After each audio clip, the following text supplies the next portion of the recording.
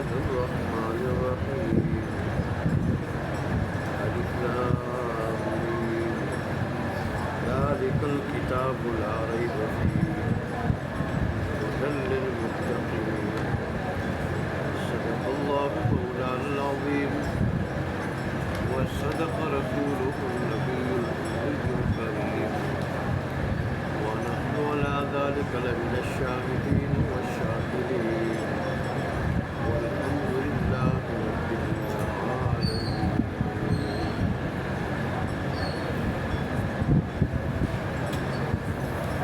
یہ سورہ بقرہ ہے.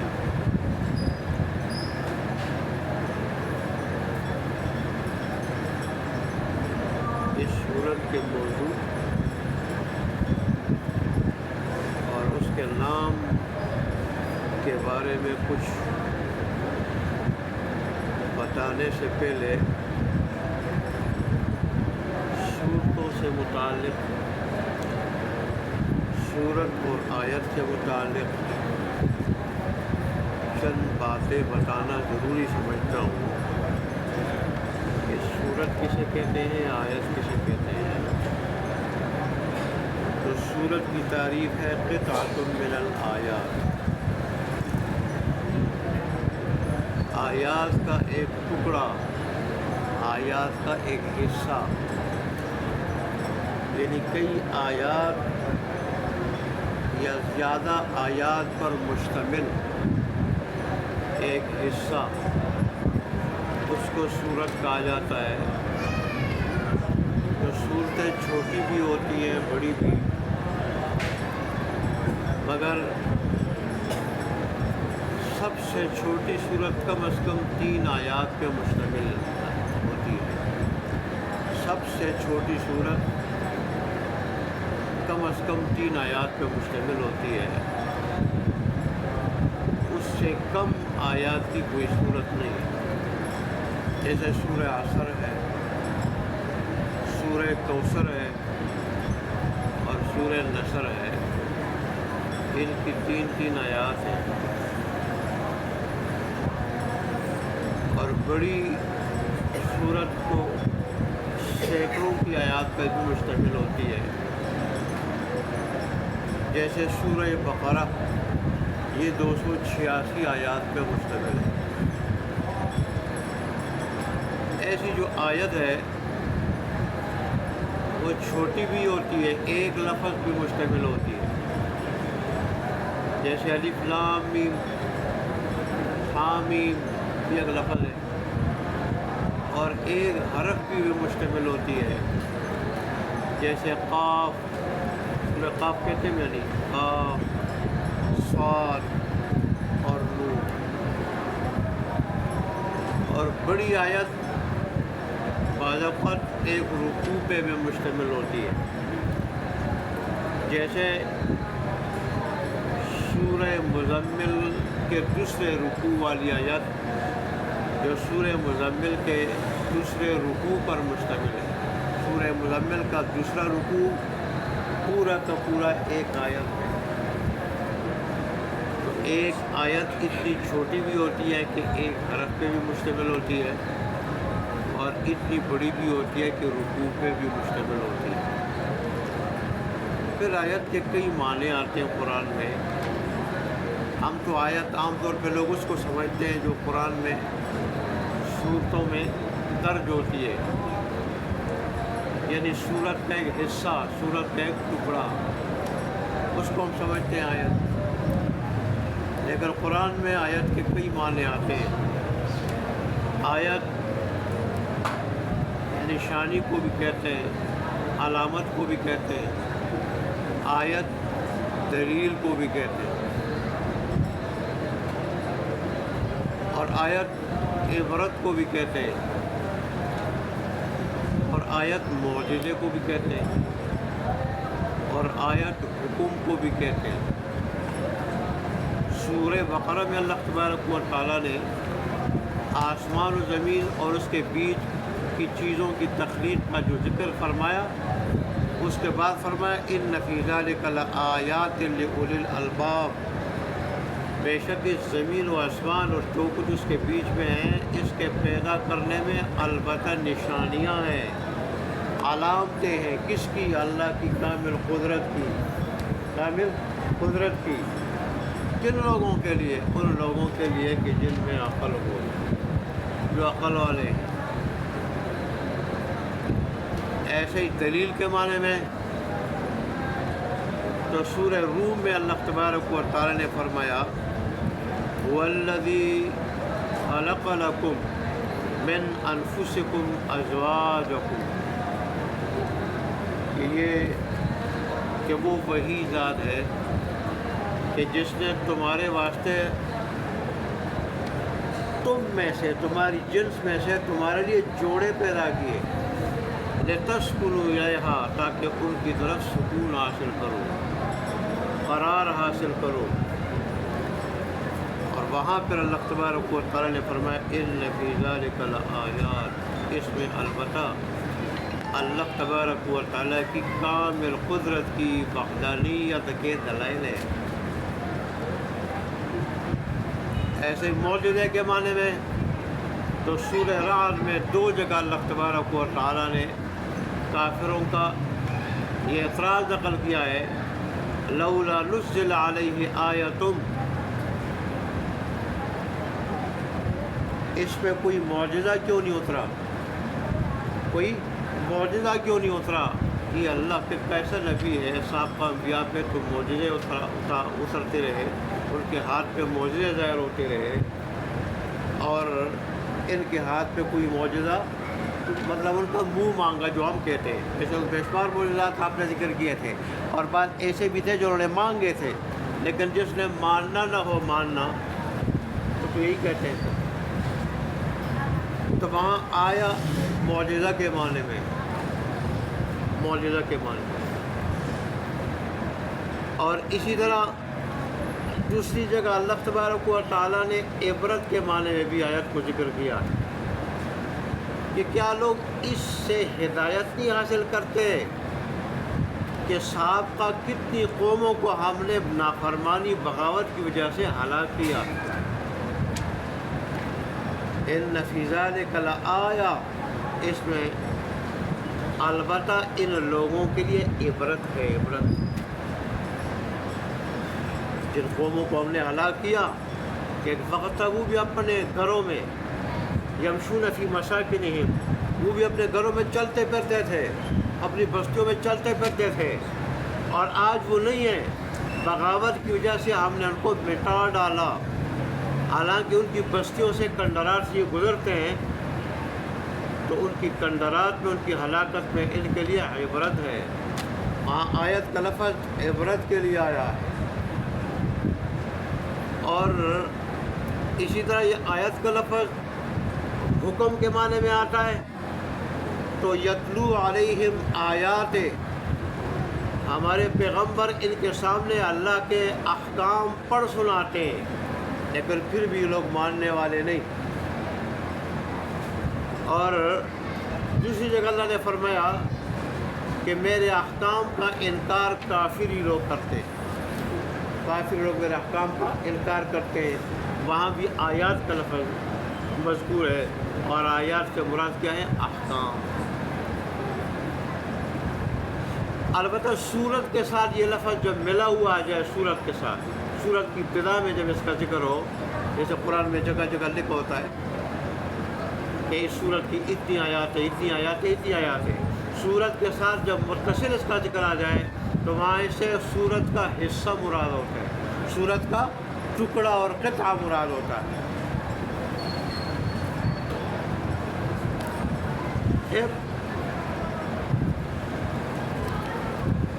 یہ جو صورتیں ہیں قرآن مجید کی صورتیں، وہ تو شاید ہم نے شروع میں بھی کہا تھا، سورہ فاتحہ جب شروع کر رہے تھے 114 صورتیں، ٹھیک، 114 صورتیں، جیسے سورہ فاتحہ، سورہ بقرہ اور اس کے سورہ آل عمران۔ تو ان میں یہ جو ترتیب ہے صورتوں میں، یہ ترتیب توقیفی ہے، یعنی اجتہاد سے ثابت نہیں ہے. دوسرے الفاظ میں صحابہ نے یہ ترتیب نہیں دی ہے کہ انہیں اپنے صحابی پہ ترتیب دی ہو. یہ اللہ نے اپنے حبیب کو بتائی اور اللہ کے حبیب صلی اللہ علیہ وآلہ وسلم صحابہ کو بتائی کہ فلانی صورت کے بعد رکھو، فلانی صورت کے بعد رکھو.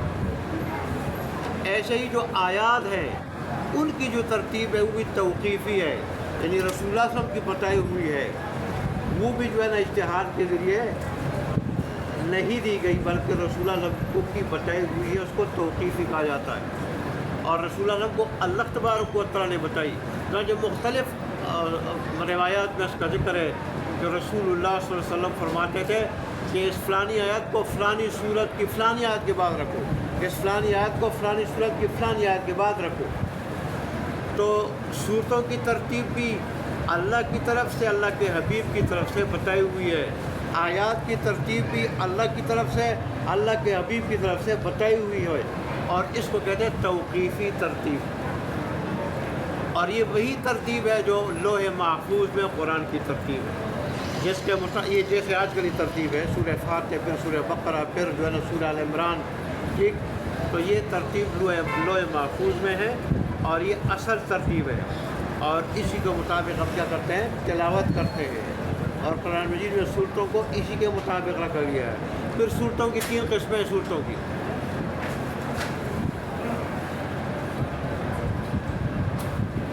سبع طوال نہیں، سبع طوال،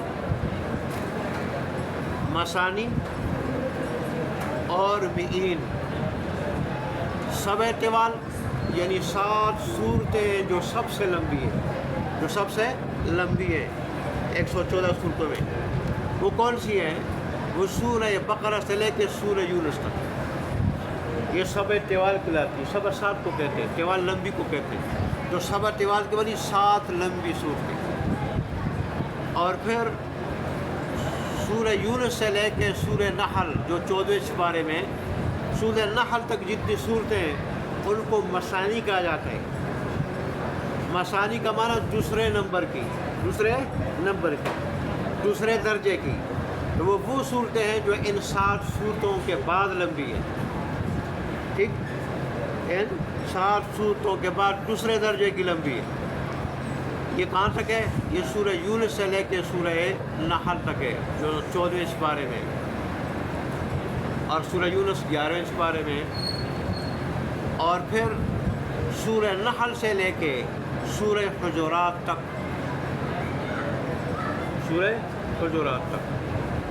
یہ جو صورتیں ان کو مئین کہا جاتا ہے. مئین 100 کو کہا جاتا ہے، 100 کو کہا جاتا ہے، 100. اور مئین کا معنی یعنی وہ صورتیں جو کم و بیش 100 آیات پہ مشتمل ہے. 100 آیات پہ مئین اس کو چیز کو کہا جاتا ہے جو 100 پہ مشتمل ہو.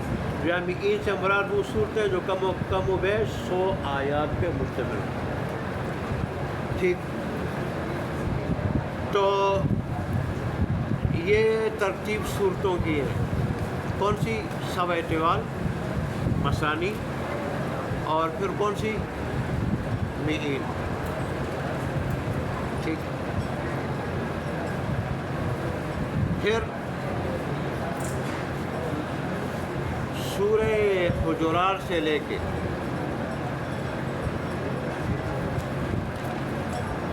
سورہ ناس تک ان صورتوں کو مفصلات کہا جاتا ہے. سورہ حجرات تک کی بات ہو گئی نا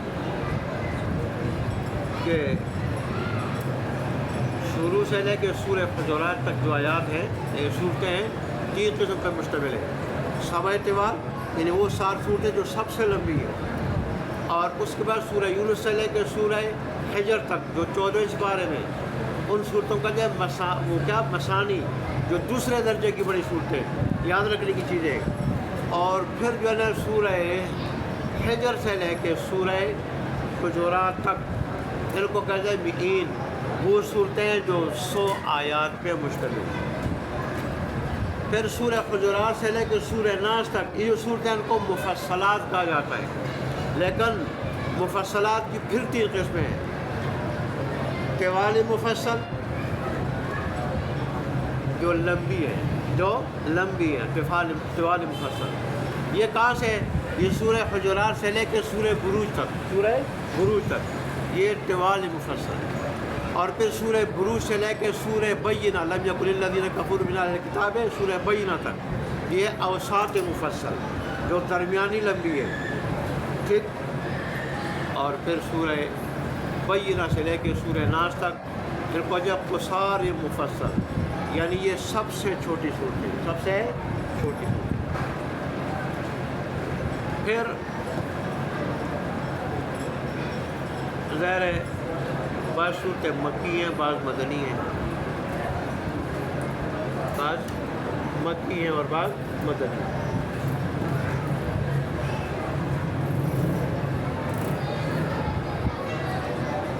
اب مدنی صورت، مکی صورتیں کون سی ہیں؟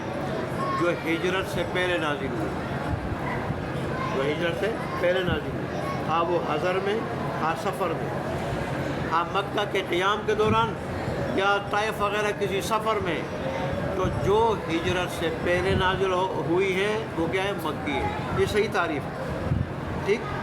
جو ہجرت سے پہلے نازل ہوئی، ہاں مکہ میں قیام کے دوران یا جو وہ کسی سفر میں، جیسے طائف کے سفر میں تھے تو وہاں بھی صورتیں نازل ہوئی، کسی سفر میں تھے وہاں بھی کوئی صورت نازل ہوئی. تو جو ہجرت سے پہلے نازل ہوئی وہ مکی ہے. اور جو ہجرت کے بعد نازل ہوئی، خواہ وہ مدینہ میں قیام کے دوران یا کسی سفر میں، تبوک وغیرہ یا اور غزوات کے کسی سفر میں، تو وہ صورتیں جو ہیں وہ مدنی کہلاتی ہیں. یہی وجہ ہے کہ جو علامہ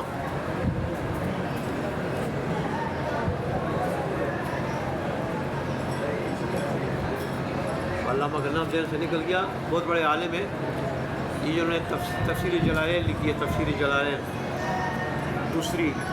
دوسرے 15 سپارے جنہوں نے لکھے ہیں، تو انہوں نے پھر ان صورتوں کی قسمیں بتائی زمان و مکان کے اعتبار سے، زمان و مکان کے اعتبار سے صورتوں کی قسمیں بتائی. تو کئی قسمیں انہوں نے بتائی جو قیام کے دوران نازل ہوئی، ہاں مدینہ میں قیام تھا یا مکہ میں، تو ایسی صورتوں کو وہ حضری کہتے ہیں. یعنی یہ وہ صورتیں ہیں جو قیام کے دوران رسول اللہ صلی اللہ علیہ وسلم شہر مکہ میں یا مدینہ میں موجود تھے، حاضر تھے. حضری معنی حاضر سے، حضر سے جو حاضر تھے، موجود تھے، اس زمانے میں نازل ہوئی، اس کو حضری صورتیں کہتے ہیں. اور جو رسول اللہ علیہ وسلم کے سفر کے دوران نازل ہوئی تو ان کو سفری صورتیں کہا جاتا ہے. جو رات کو نازل ہوئی تو لیلی، جو دن کو نازل ہوئی تو نہاری. ایسے ہی جو ایک ساتھ نازل ہوئی پوری کی پوری صورت تو اس کو دفعی صورت کہا جاتا ہے. اور جو تدریجاً نازل ہوئی آہستہ آہستہ آہستہ آہستہ تھوڑی تھوڑی کر کے چند آیات، پھر وقفہ، پھر چند آیات، تو ان کو تدریجی کہا جاتا ہے. ایسے ہی مختلف جو ہے وہ نام انہوں نے اس کو ذکر کیا ہے. اچھا، بعض صورتیں ایسی ہیں کہ وہ مدنی ہے لیکن ان کی کچھ آیات مکی ہیں، جیسے سورہ اسراء. اب اس میں جو اسراء والی آیت ہے تو ظاہر ہے یا سورہ بقرہ کے بارے میں آتا ہے، وہ مکی صورت ہے، مدنی صورت ہے. لیکن ظاہر ہے معراج کا واقعہ کہاں پیش آیا؟ وہ تو مکہ میں پیش آیا. تو ظاہر ہے مدنی صورت میں بعض ایسی آیات کا بھی ذکر ہے کہ جو نازل ہوئی ہے کہاں پہ؟ مکہ میں. تو بہرحال یہ تھوڑی بہت تفصیل تھی صورتوں کے بارے میں اور آیات کے بارے میں، اور پھر وہ صورتوں کی قسمیں، اور پھر اچھا اب ناموں کے بارے میں. صورتوں کے جو نام آتے ہیں یا تو ابتدا میں جو حروف آتے ہیں ابتدا میں ان کی وجہ سے نام پڑ جاتے ہیں، جیسے سورہ قاف، اب ابتدا میں قاف ہے نا، قاف، یا سورہ نون، سورہ نون، تو ابتدا میں جو حروف آتے ہیں ان کی وجہ سے بھی نام پڑ جاتے ہیں۔ اس طرح سورہ یاسین، سورہ یاسین ابتدا میں جو حروف آئے ان کی وجہ سے وہ نام پڑ گئے۔ اور کبھی سورت کا نام رکھا جاتا ہے، اخذ کیا جاتا ہے، سورت کی پہلی آیت میں کوئی لفظ آیا ہوتا ہے اس سے، جیسے سورہ کوثر، یہ سورہ کوثر کی پہلی آیت میں لفظ کوثر آیا ہے تو اس سے وہ نام لیا گیا۔ اور کبھی کسی سورت کا نام رکھا جاتا ہے، اس سورت میں کوئی مشہور واقعہ ہوتا ہے، اس کی وجہ سے وہ نام جو ہے وہ کیا ہو جاتا ہے، اخذ کیا جاتا ہے۔ جیسے سورہ بقرہ، یہ بقرہ کے ایک مشہور واقعہ ہے جو سورہ بقرہ میں آیا ہے، اس کی وجہ سے یہ اس کا نام جو ہے وہ رکھا گیا ہے اور نام اخذ کیا گیا ہے۔ ایسے سورہ یونس کو سورہ یونس اس لیے کہا جاتا ہے کہ اس میں یونس علیہ السلام کا مشہور واقعہ ہے۔ تو یہ سورتوں کے جو یہ نام رکھے جاتے ہیں ان کی بھی یہ مختلف وجوہات ہوتی ہیں۔ میرے خیال سے آج کے لیے یہی کافی ہے، اور باقی انشاءاللہ اس کے بارے میں مزید بھی تفصیلات ہیں کہ سورت کا نام، پھر وجہ تسمیہ، پھر اس سورت کا موضوع، یہ جو ابتدائی آیات ہیں اس کے بھی 2-3 درس دیے ہیں تفسیر دروس القرآن والے نے۔ دوسرا جو درس ہوگا وہ بھی صرف الف لام میم ذالک الکتاب سے لے کے ھدی للمتقین تک ہوگا، اور اس کے بعد جو اگلا درس ہوگا وہ پھر الف لام میم ذالک الکتاب سے لے کے وہ وبالآخرۃ ھم یوقنون یہاں تک ہوگا انشاءاللہ۔ اس وقت تک اللہ تعالیٰ تبارک و تعالیٰ میں سلامت رکھے، زندہ رکھے، اللہ میں سننے سنانے کی توفیق عطا فرمائے۔ وآخر دعوانا الحمدللہ رب العالمین۔